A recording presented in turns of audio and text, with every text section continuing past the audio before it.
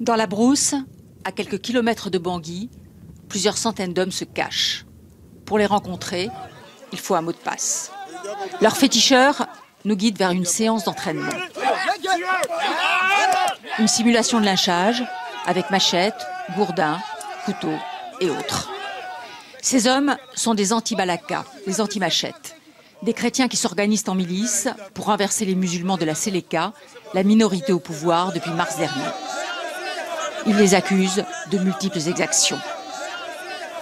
Ils sont venus ici maltraiter notre mère et notre père, notre soeur, notre frère. C'est pour cela que les enfants sont décidés pour venger. Des hommes jeunes, en majorité ruraux, dépossédés de leurs terres. Ils réclament la démission du président Djotodia, un musulman. Dites-lui de quitter le pays et de nous laisser en paix, sinon nous allons l'attraper avec nos dents.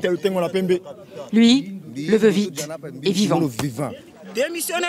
Pour eux, le débarquement de l'armée française en Centrafrique représente une aide inespérée. L'intervention française est salutaire. C'est pour notre intérêt. D'abord, il faut désarmer les terroristes. Les Séléka et Conso sont des terroristes.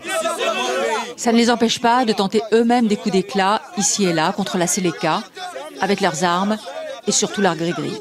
Chacun ici emporte, ils les rendent, selon eux, invisibles pour leurs ennemis. Leurs féticheurs les confectionnent. Là, ce sont des gris-gris, ça sont dans les antiballes. C'est efficace? Oui, c'est efficace. Vous êtes sûr? Je suis sûr de moi. C'est ça qu'on combat avec. Comment ça se fait que ça soit efficace? Si on vous tire dessus quand même, vous pensez que ça va vous protéger? Non, ça va me protéger. Pourquoi? Parce que là, c'est le gris-gris de mes ancêtres. C'est pour la protection pour les antiballes. Ils paraissent déterminés à entrer par la force dans Bangui. Si l'armée française ne désarme pas assez vite, selon eux, les ex-rebelles de la Séléka, leur désir de vengeance ne faiblit pas.